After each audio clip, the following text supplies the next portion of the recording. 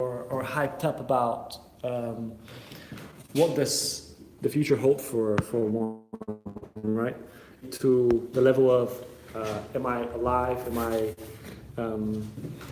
doing sufficiently well that I can say I am um, I'm alive. Yeah. So welcome back, everybody. Welcome back. We had a quick break. Yeah. What do we fight for? What do you fight for?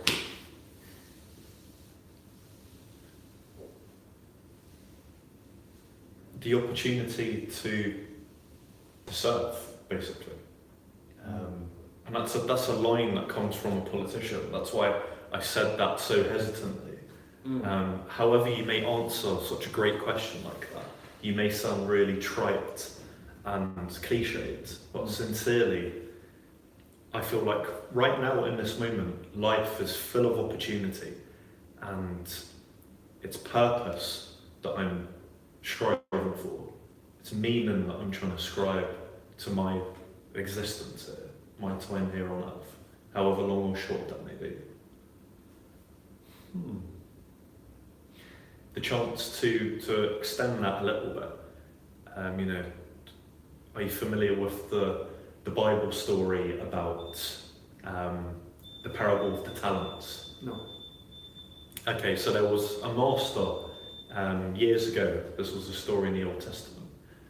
He was a wealthy businessman, and he had 3 servants. That's just the Yeah, go on. he had 3 servants, 3 people working for him, and he gave each of them some talents, which is basically like gold coins. Yeah. And Yes. yeah. So he gave number 1 5 coins, I think it was. Number 2, he gave 3 coins, let's say. And to the last servant, he gave just 1 talent, so to speak. So you know how the story goes here, guys. The first 2 servants, they went out there into the world to ply their trades. They went to the market, they did a bit of haggling, a bit of negotiating, and they got a return on their investment. In other words, they went out and they took a risk. They used their own. More coins. They made more coins, yeah. And yeah, I'm trying to remember the maths in my head here, but we'll come to that at the end of the story. But crucially, servant number 3, he didn't put his sole talent to good use. He hid it underneath a tent or something. And he hid it away from everybody. Yeah. It was, I think if I remember correctly, the master gave each of the slaves the same amount of coins, and one came back having 3 times more than initially was given. The second one came back had 2 times more than he was initially given, and the third one came back with the same amount that he was given. I think it was 1. And he said, "Here's the master. I protected it. I covered it under the ground, and here it is. Here you go." And the master took away the 1 and gave it to the one that had the most, because he was better at allocating his skills and his abilities to increasing the wealth and the good that he was able to do with it. So this is the story. It can be quite harsh, some people might think, that the third servant, he had the 1 talent, the 1 coin that he had taken away from him, and given to the person who had done the most, who had the most. There's a common saying, say what you don't use, you lose. Yes. It's like working out in the gym, isn't it? It's like you use certain muscles. If you don't train, you're going to stagnate. It's not going to grow. You're going to atrophy. That's the right word. The reason why I'm considering what you said, the opportunity to serve. Do you need an opportunity to serve? Or can you create the opportunity yourself? No, you can create your own. Thank you for the prompt. Being, I guess, ostensibly quite a polite person, it's quite nice to ask for things. It's quite nice to request things. But you're absolutely right. You can go out and you can create your own opportunity. if you find that the opportunities that you're seeking, if you find you're requesting opportunities and if you find doors are slamming in your face, if it's not coming your way, you can go out there and you can create opportunity and you can seize it yourself. And it's certainly something that I've been trying to. I don't like the word trying, I've just used it because trying always indicates struggle. Yeah. It's like when you ask somebody to go for a pint or something, or to a party, and then they say, "Oh, I'll try and come," and then you immediately think, We'll never come here. yeah, there is no try. It's like Yoda said, do. If you have a burning desire to do something, you don't try. You go in. Exactly. There's no need to try. There's no space to try. There's no absolutely. Just to we'll give a quick shout out to the people here. I want to give a shout out to Sheridan, Sam Keane, Steve Ogden, Jay Prager, Sean O'Connor, Conan Salmon, and Jimmy Clark. Shout out to our viewers today. It's a noble cause to fight for, what you described. Can you describe to people what does servanthood mean to you? What do you see as, you describe, what do we fight for as the opportunity to serve? Now, I see this as a very mature reason that is not immediately understood by all and not in the same way. So how do you describe servanthood? What do you consider to be what you fight for? It's an excellent question. So I want to begin by referencing the quote. You may be familiar with that, others may be familiar, which is that the quote simply is this: our rewards in life will always be in exact proportion to our level of contribution, our service. And so what I'm doing, part of what I'm doing right now and what I want to achieve is I want to increase that service in that sort of conception. All of us are talented, all of us have got unique experiences, we're unique people. We all go through common challenges and struggles. Yeah. But We have the same needs. Exactly right. We have the same needs. And I think what matters is, it's very hard to answer questions like this without sounding like you're writing the script of a Disney film, but nonetheless I'm answering it honestly. I like Disney. I do like Disney, yeah. Well, guys, for those of you who haven't heard this, this is from Earl Nightingale's Strange Secret. I highly recommend the book. It's a very short audio book, or it's in the written format as well. You can find it on YouTube, and it gives you a very fresh understanding of why the things around you are the way they are, in a very short, concise manner. When you look about what you're getting, what you're not getting, and where you are, and what you find for, and all these things, it gives you the straight truth that whatever you're getting or not getting is because of what you're doing. That's all that it boils down to. If you're not happy with what you're getting, you should not be happy by what you are giving. And ultimately, that's what the secret is.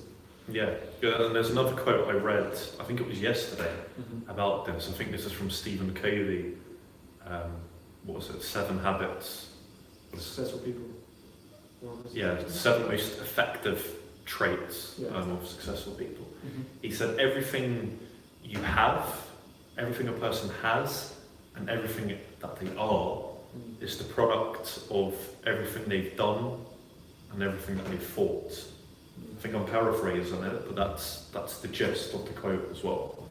So the sum total, all your deeds, and then what precedes your actions and your deeds is that thought process as well. The reason why we set up the stream under that name, we want to be provocative and make you ask yourselves if what you do at the moment you could actually describe as what you fight for. Some of you might fight for causes, and that's the immediate, straightforward answer. I fight for this. I fight for veganism and earth and sustainability of the environment. Phenomenal cause. Others might be I just do what I do because that's what I'm good at. We want to incentivize people to see the things that they do as things that they fight for and they stand behind. They stand for these things as beliefs, not just the activity of the day. What Stephen here described was the principle of servanthood, and servanthood is leadership. Many people want to be leaders, but they don't quite understand that the leadership quality anyone has is in fact a quality of servanthood. It's what can I do for you? What can I bring to the table? How can I add value to you? This is what leadership is, and this is what servanthood is. Why do I say it's a very mature reason to fight for it? Because if let's say 10% of the world asked that question on a daily basis, the world would be a completely different place at the moment. Transform. Because we wake up and we say, why am I not getting the things that I want to get? And like, Earth has something that I want. Yeah. And I deserve more. I want more. Yeah. There's a great common saying by the US president, don't ask what America can do for you, ask what you can do for America. Now, let's put politics aside and America to the side. It's a great twist of how we should think about. Ignore America, focus on, instead of thinking about the country, think about your employer, think about the company you work for. What can you do for the company rather than what can the company do for you? Yeah. We always think that we're underpaid and we're overworked, sure. But what can you do today to add value to someone else? Whether it's walking down the street and picking up the bag of somebody, or seeing someone and smiling. Sometimes it can be really small things that can make a difference.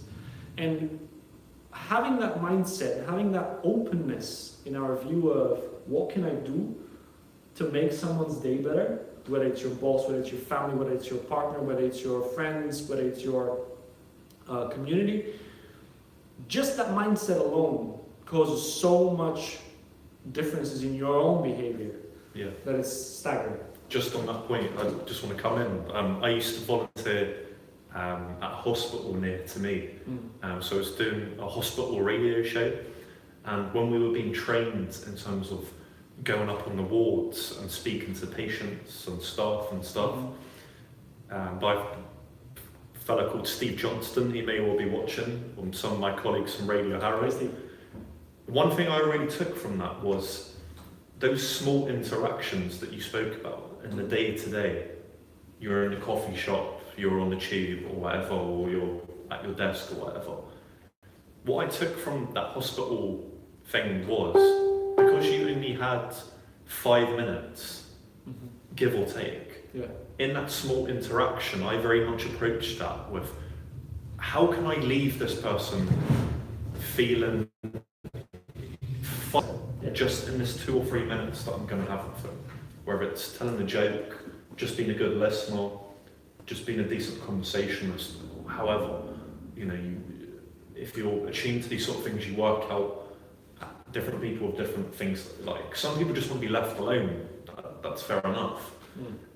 But you're absolutely right, you can do an awful lot of good just starting from that other process, starting with the other person in mind. We're in an acting studio here. In certain acting studios, they teach you to put your attention 100% on the other person. The person opposite you, when you're on stage, they are the most important person in the world in that moment. And so starting from that place of where the audience, so to speak, not in a performance sense, but the people around you are the most important people. And with that mindset of thinking about how you can, leave people feeling just a little bit better off. How can you leave your mark? Yeah. Exactly, a positive impact. And can we make sure we make it absolutely clear what's the difference between doing something for the sake of doing it and doing something because you might potentially gain something back? So how do you draw the line, and how do you know you're not doing it because you'll be gaining something back? It's that ultimate selflessness, where servanthood is how do I serve you, not because I'll be gaining something in the future, but because I care about you, or I know you would be better by doing that. That's an excellent question, and I think Because we walk in at work sometimes and we know we want to do something good, but sometimes our long-term goals can impact the attitude you have and the approach you take for the action you take. It's simple, sometimes as simple as I would like to give you this today, but then suddenly you can foresee how this might hurt you in the future and might not go with that good because you know you'll be losing something and you'll be harming your own well-being. It's the separation of how do you ensure you don't do a trade, and how do you do something for the sake of others. I think this is where passion comes into it, and I think this is where, frankly, your values can come into this. Just doing something for the love of it, basically. So if we take the example of volunteering in a hospital, coaching people, putting on public speaking workshops, yes, there may be a fee involved in some of that. You know, there's a profit motive there with some of these things, but if fundamentally, if the act, you know, the service, so to speak, if that offer is made, so to speak, from a place where you sincerely want to help that person or that group of people, you want to help them improve. Yeah. And you also, at the same time, to bring the business element into it, if you want to increase your own capacity to help more people, to increase your own service, your own contribution, then I think that's one measure. But fundamentally, I think that's quite a personal thing that I think each of us knows sort of deep down in our heart and our soul. We know fundamentally, are we doing this purely for selfish motives, or are we doing this for more altruistic motives? If I can put it as bluntly as that. Even if we know we're likely to benefit from it in the long run, just because we've identified that there are laws, you know, that there is a system going on here. I think one of the easier ways to approach an action you take to serve someone is by actually knowing that this may harm you, but you still do it anyway. I.e., if you know you may lose a friend by telling them something that will serve them, then that you know at that moment that you're doing it for their good, not for yours. And I think when it comes to relationships like friendships or even like intimate relationships, I always advise people and I always like live by this: go in a relationship from a place to give rather than from a desire to get, like from To take. Yeah, to take from the other person. And that's a huge difference. If you think about this way, the potential mating partners you're going to look at, they change so much. They change drastically. And it's the same way. I see servanthood as love. Because servanthood to me is, how do I serve you? Sometimes serving someone else might go against your own well-being, temporarily.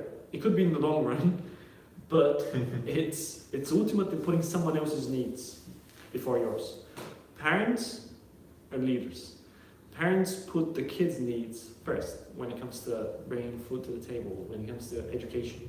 They might sacrifice their own well-being for the sake of the kid. So that to me is love. Self-sacrifice and self-abandonment. Sometimes we talk about leadership, and the higher the levels of leadership you approach, the more you have to sacrifice your own, I would say, benefit, your well-being to do more for others.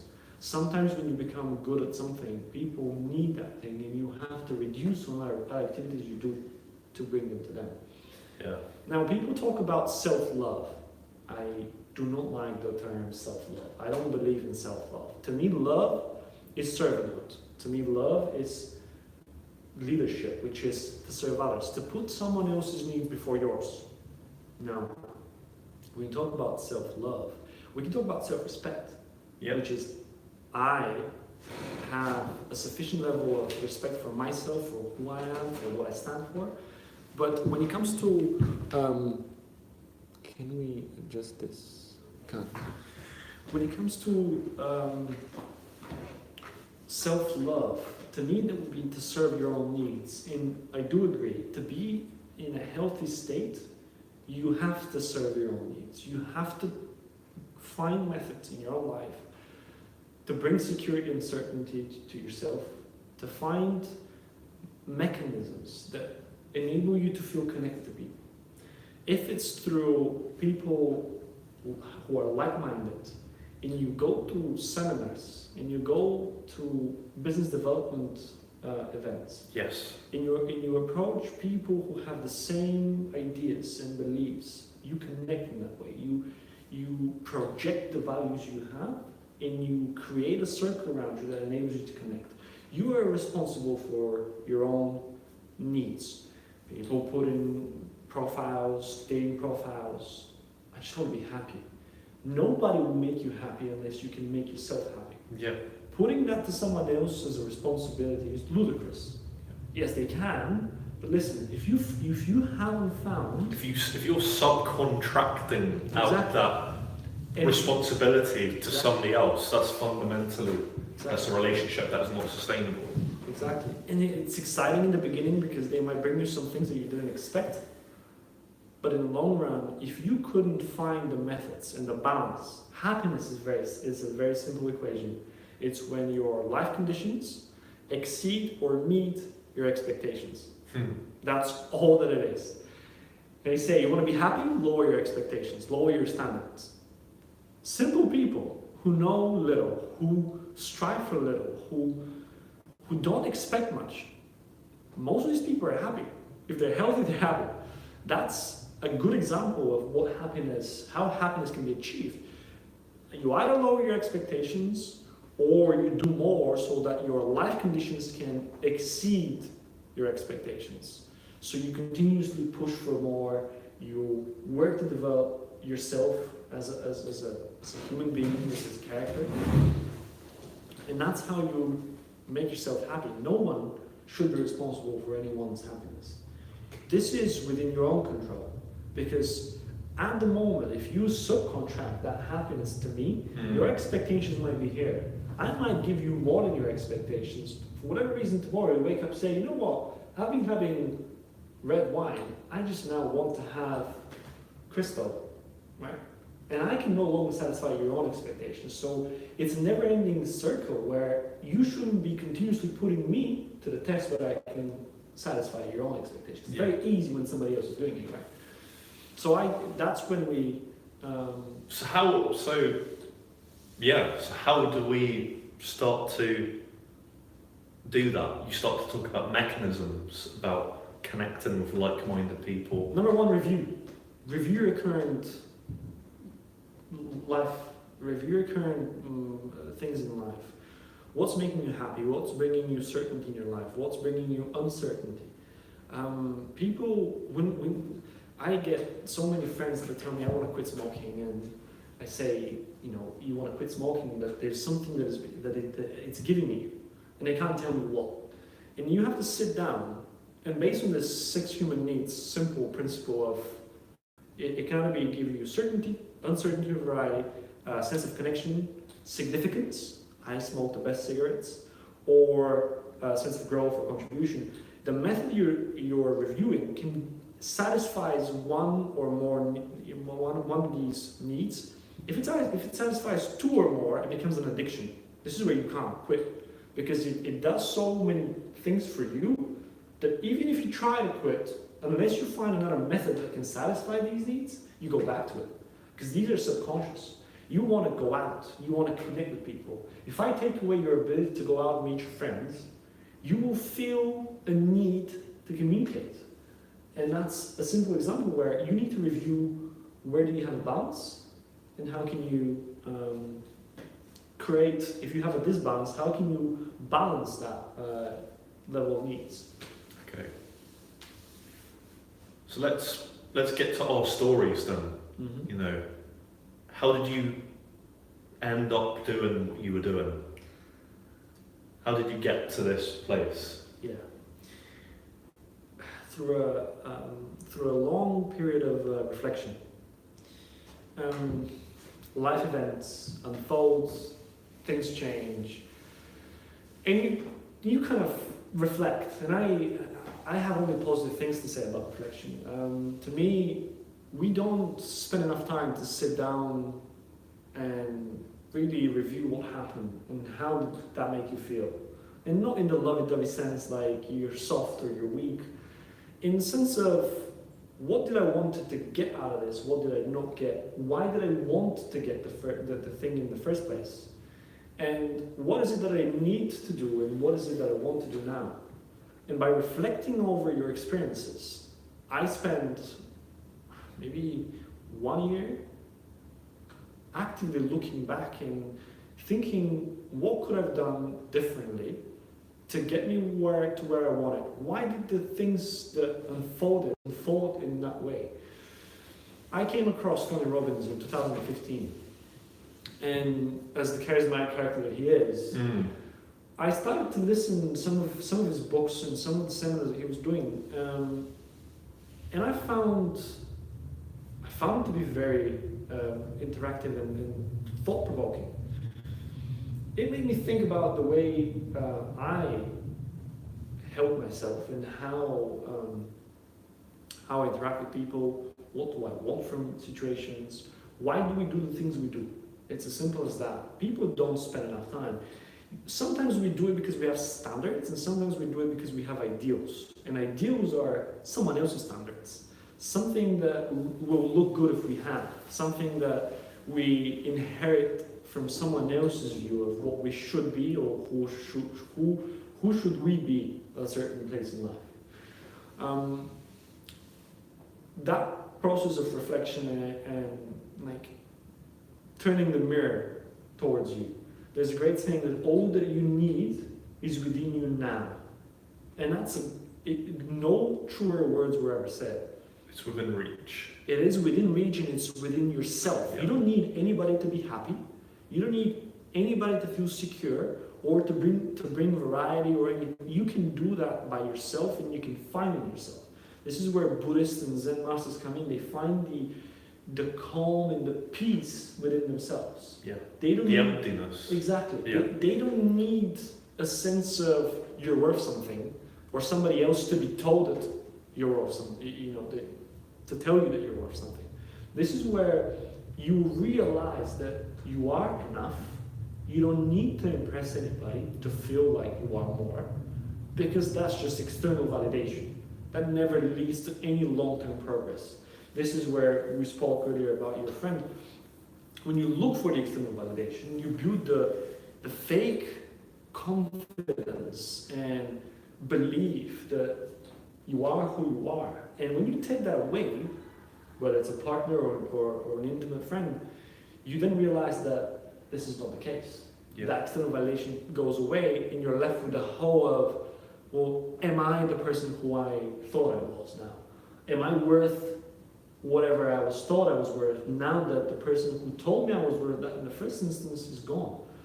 And you feel that if you didn't build the belief of confidence and certainty about what you're worth within yourself, then you're left with is that really true, or am I now worth nothing? Am I enough? Yeah. So I was going to ask you about adversity, Lebo. What obstacles have you had to overcome to get to this sort of mindset that you have today? I think the biggest adversity is within you. It's always you are your own enemy. Your mind is the one Kilimanjaro you need to climb, and you need to learn how to tame. It's the engravings from our early age, whether it's the family, whether it's the environment, whether it's the school, whether it's your friends, all of that plays a role, like a massive role. your skin color, your eye color. All these things, they add up. They are small things. But the way you're being treated because you look good makes you think differently. And you take things for granted. You start seeing the world in a specific way. This is where we talk about the blueprint and the model of the world. All that you are now is the summation of all the past experiences that you fought for, that have happened to you, and that you currently fight for. Adversity to me is overcoming my own fears or my own doubts and the things that I know I can do better in, and overcoming that sense of worth, and are you worth enough? This in the Western world and in 21st century is so difficult, and you can see it in social media. You can see how many people who have huge followings, they collapse because the following starts to turn, you have trolls, you have people who, you have the haters, they will put you down. And I've always said that hurting people hurt people. The people who come to shit on your parade, excuse my French, these are people who are actually hurting you. And they would feel better if they can find something that will hurt you, yes, and then they can stab you in whatever way they can. Make them feel more important, or make them feel like they've done something today. These are hurting people. These are people who I believe need support and love. And because of the lack of love, they behave in that way. Social media is it's society or a community or a close circle on steroids. If you have 10 friends, at the same time you have 5 of them who are not really friends, they're more acquaintances, and they put a mask on to be your friends because they can gain something from your relationship. Social media puts these 5, multiplies them by 100, and it makes them 10 times more nasty. And you have the access, and they have the access to you. So you have to remain strong in moments of doubt and of weakness where your actions might make you wonder if you've done the right thing. People might confirm it, other people might dispute it. It's then how do you ensure that you are who you believe you are, and you are not looking for external validation. I believe that social media is toxic in many ways because people use it as social validation. They use it as an external validation of who they are. Or you look good today, or my hair looks good today, or It's about snapshots, isn't it? Exactly. That's the thing. It gives all of us who are on it the opportunity to present a certain image of our day-to-day or our lives that's obviously not realistic and not accurate. This is where we go with photoshopping pictures, we go with Instagram, and the filters, which I use all the time. And I love how you get to see people on Instagram. I love the comedy on Instagram where people actually say, on Instagram I look like this, and then another picture where they look nothing like that in real life. And that just shows how we now have the ability to create images of ourselves that are very different from who we actually are. And social media and the internet allows for us to be whoever we want to be. As much as this can be a good exercise to experience potential and to see that you can be whatever you want to be, it can also lead to a path where you live an alternative life. There's a great game called Second Life. I don't know if you know it. You can actually live a second life online. You basically create your own character. You can do whatever you want to do. You meet other people. You have the ability to live another life. And as much as this can give you a good experience, it's a double-sided sword. It's a double-sided knife. Okay, very good. So at the top of the recording, you asked, what are you fighting for? Throw it back to you.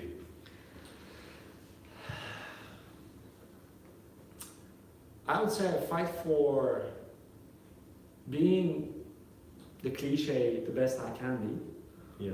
And the best I can be for others. I would say that I fight for justice where I can see it, which is a very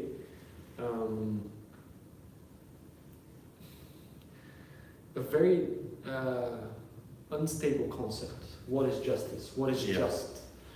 I ideally want to say I fight for justice, I stand for leadership, and I believe in growth and bringing value, in being more so that you can give back more. The first thing I'll fight for, if I see injustice, that's the first thing I'll stand up and say no. Define injustice. What does that look like? Unfair treatment. It's very difficult nowadays to define fairness. It's playing the game of God. That's how I see it. Pretending to be God and pretending to be saying this is not just. This is the principle of protecting the weak. And are you actually doing a service to someone by protecting them because they're weak, or are you doing a disservice because you're not actually into God? To me, I ultimately believe in leadership as the way of life, as the standard that you should hold yourself to. And that is exactly what you said, which is servanthood. How can I serve you today? What can I do for you today? I go to work in the morning and say, what can I do for you today? My boss looks me up and says, well... I definitely don't say that. I do say that. Yeah, well... I do say that. That's good. I say, sometimes I have to ask him 3 or 4 times before he really tells me what's important to him. Because there's the things that, I can do and I should do. But then there are things that I know that can bring more value to him. And I want for him to be clear whether I believe will bring more value to things by doing these things or ones that he believes. I think that's a great catalyst for both personal development and for great relationships. It's a really good way of approaching it. If you go to work and you have this expectation, and I've had this from my manager, and if you're watching, listen carefully. When somebody has an expectation that you owe them something, it comes through. The way they talk to you, the way they interact with you, the things they do, the things they say, they come through. It comes through, you can sense it, you can feel it. And when you're there as a leader, your job is to make sure that you take it out of them and you understand what is it that they believe you owe them. 100%. It's difficult and it's hurtful because you need to be able to outgrow your own personal lack of worth or sense of lack of worth, where you believe that somebody owes you something. If you believe I owe you something and I believe you owe me something, the Nando's, you mean? Yes, like the Nando's I owe him. It would create a sense of friction for both of us, where I think you owe me something, and he thinks I owe him something. There will be zero leadership. There will be zero servant. Particularly if you don't address it. Absolutely. Straightforwardly. If it becomes like this silent thing, it's like, oh, I've served you, for want of a better word, or I've tried to fulfill your needs for so long, and you're not now giving me what I want. That then creates resentment that is difficult to unpick. This is interesting. In a peaceful way. This in my is interesting. Yes. When you start believing that they owe you something, like I gave you something but you didn't give it back to me, that means you went. I then asked you, did you actually give it because you knew I would return it? Did you give it because you wanted me to return it? Mm. Right? And if you say, I did that for you, but you're not giving it back to me, now you're expecting it back. Is that really an example of leadership? Yeah. Because to me, in this moment, I say, well, you clearly expected it back. So you clearly had an idea that by giving it now, you might get it. Now, it would be ignorant from people to only focus on themselves. But I say, when you have a small thing like that, address it. Yeah. Always go straight. And I just want to thank you very much. I just want to take the opportunity to thank our viewers again. We might do a few shout outs here. Yeah. Any comments, any questions on what we're discussing, get in touch. I would give a few people a shout out here. Hello Luke, Nadine, Amit, Gary, Joe, Tonya, Kieran, Shane, Charlotte, Matt, Patrick, and Stephen again. I went to your shop, Stephen, just up Brick Lane, if you're listening. I was there yesterday. Old school friend of mine. So yeah, we were talking about what do we fight for? Just for the new people. You've asked some very good questions in the 2 recordings we've done. I'm somebody who likes to pride himself at times to being able to cope with difficult questions, but you've definitely you've given me some searching questions at I times. hope we've been thought-provoking. Yeah. I think what we strive to achieve here is to both connect with like-minded people, and we can add value to people. We do things that we see on a day-to-day basis with the public speaking seminars you do, with the coaching I do. We see that we do things that can add value, and if we know that what we do is helpful to others, I believe it's our duty and our responsibility to continue to do it and to expand it. So I hope this has been helpful for our viewers. We want to receive your feedback. Yes. And see if there's anything that you would like to talk on. Stephen is currently writing the book from our previous broadcast, and we will and how you can get it. There are many books that we can share from our personal development journey. I've always seen books as a difficult thing to sell to people. I think people prefer this method. Yes. Sitting down and talking through things and having like a more one-on-one chat and having the ability to interact with people live is something that is invaluable, because we can address things and we can focus on what matters to people. I think from our experience, a lot of things we've covered and we've spoken about today are things that are attributable to a lot of the people who are in our age range. Yeah. Sometimes it's people that were older and younger, but primarily in our age range, and that's what we said earlier, that I think we go through the stages in life, and as we go through them, we question things, and as much as we think we're the only ones going through this right now, there are many others who actually go through that, and we should look for the people who we can learn from. And I hope that we can learn from you and you can learn from us. Yeah. And yeah, just finally on that, Lubo, there's a number of people in my life and with everybody here, we get inspired by people around us. Definitely. People go out and do things, and that prompts us, as friends, as family members, to make that same step up ourselves. So a number of my friends have set up their own businesses, for example. I've met people who've given up certain addictions. I've given up alcohol this year as well. And thank you. And we'll go for a pint afterwards. Non-alcoholic. I don't drink. Well, exactly. This is the point I make. And one or two of my friends have also have started to join us on this teetotal journey, just by way of an example. So sometimes you have to be, you have to risk sort of walking off on your own for a period before other people come with you. And sometimes you're that person in the crowd and you're not sure which direction you should take. You're not sure which road you should take, but you see someone you know and you respect. You see what they've gone through and what they've managed to achieve, and you think, yeah, fantastic. I want to do the same thing that this person has done. Yeah, they act as inspiration, absolutely.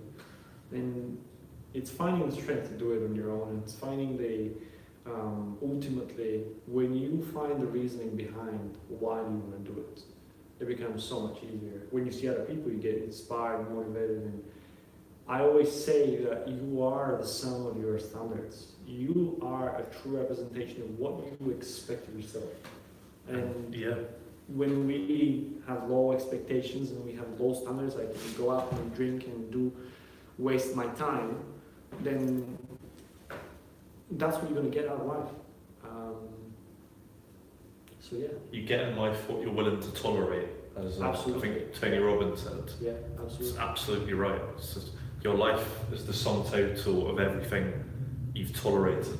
Get until the now. power to say no to the things that you know are not bringing you any value. Yeah. That's all. So many times I've seen people that fail in this, and it's a challenge. It's not easy to say that because we're attached. They serve a purpose. They satisfy some of our needs, and it's difficult to say no to things and people.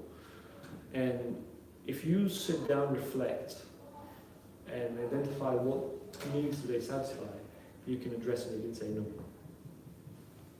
Wonderful. I think that's a great place to end this broadcast, isn't it, Leo? So thank you for your time this evening. Thank It's you. been a pleasure. Very I look forward to interesting. the book. Yes. I would like to read it, and we'll let our audience know. Let us know if you want to see more of us and more of the talks we have. And if you have any questions or queries, let us know. Next time we'll open a hotline where you can dial in. We can have a proper phone chat if you want to. Yes. But yeah, thank you very much for tuning in, guys, and have a good night. Thank you very much. Good evening. Bye.